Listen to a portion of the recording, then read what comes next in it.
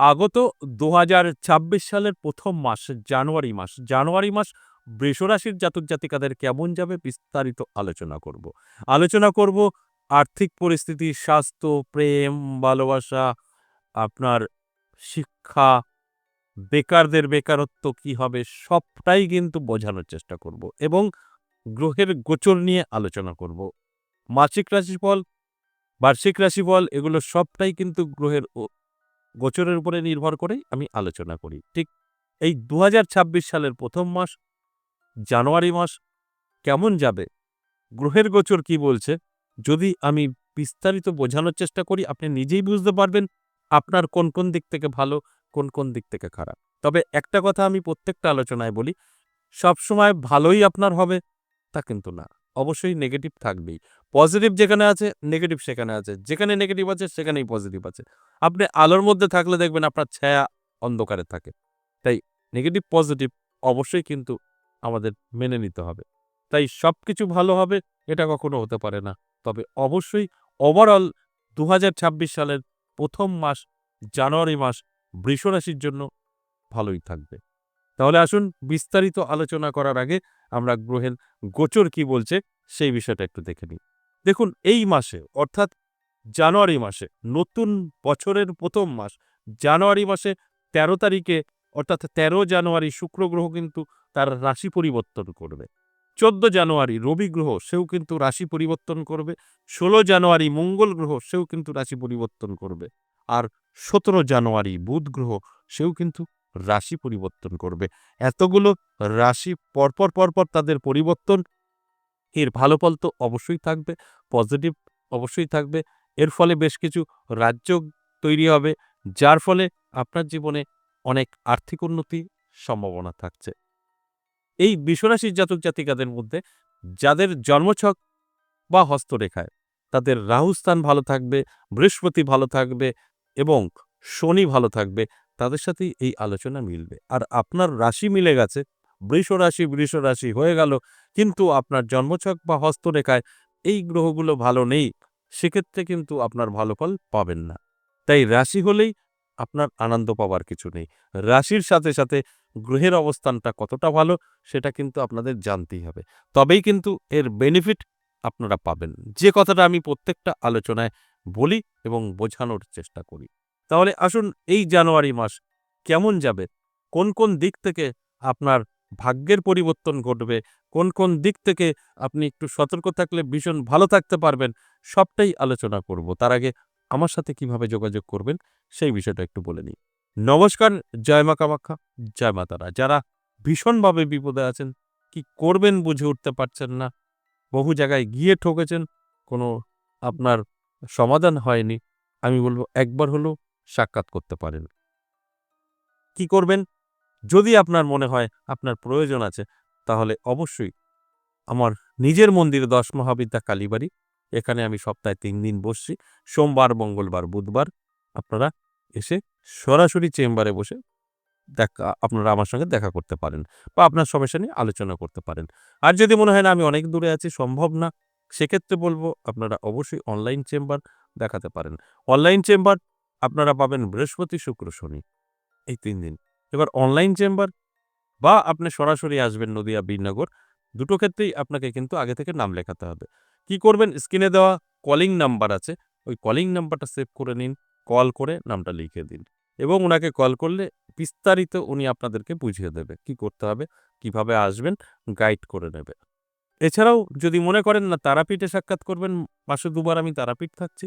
বিশেষ করে ২০২৬ সাল যারা ভালো কাটাতে চাইছেন, স্বপ্ন পূরণ করতে চাইছেন, আমার সঙ্গে সাক্ষাৎ করতে পারেন ২০২৫ সালের শেষ শনিবার ২৭ ডিসেম্বর আমি থাকছি তারাপীঠ এবং তারাপীঠ মহাশ্মশানে হোমযজ্ঞের আয়োজন করা হয়েছে।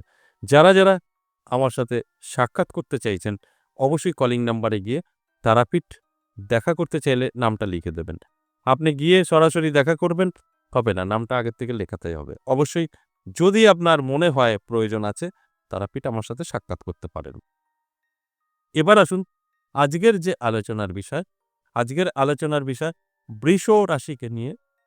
এই বৃষ রাশির জাতক-জাতিকাদের জানুয়ারি মাস কেমন যাবে সেটাই আমি এখন জানানোর চেষ্টা করব। তবে প্রথমেই আমি বৃষরাশির জাতক জাতিকাদের আর্থিক দিকটা নিয়ে বলব। আর্থিক দিকটা কিন্তু আপনার ভালো যাবে। তবে এই আর্থিক দিকটা ভালো কিছুটা আপনার উপরে নির্ভর করবে। অর্থাৎ আপনার ইনকাম তো ঠিকঠাক থাকবে।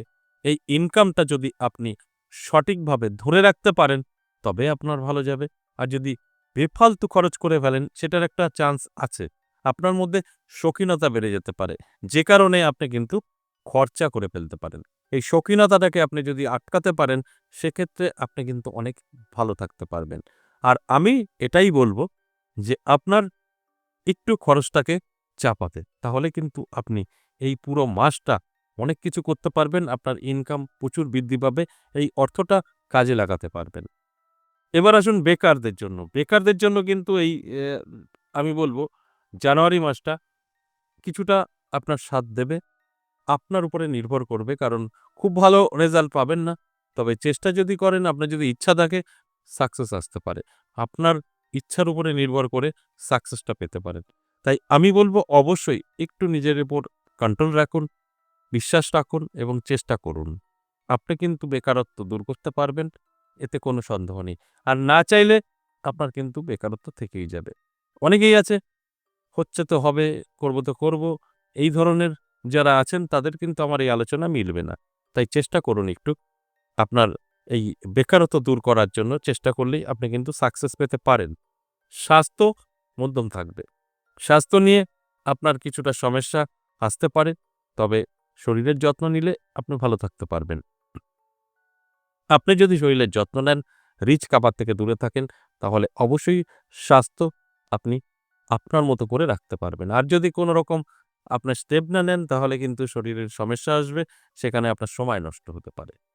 এবার আসুন যারা পড়াশোনা করছেন, স্টুডেন্ট, তাদের ক্ষেত্রে বলব আপনাদের জন্য কিন্তু ভালো। আপনারা মন বসাতে পারবেন। তবে অবশ্যই আ কিছু পরিশ্রম আপনাকে করতে হবে।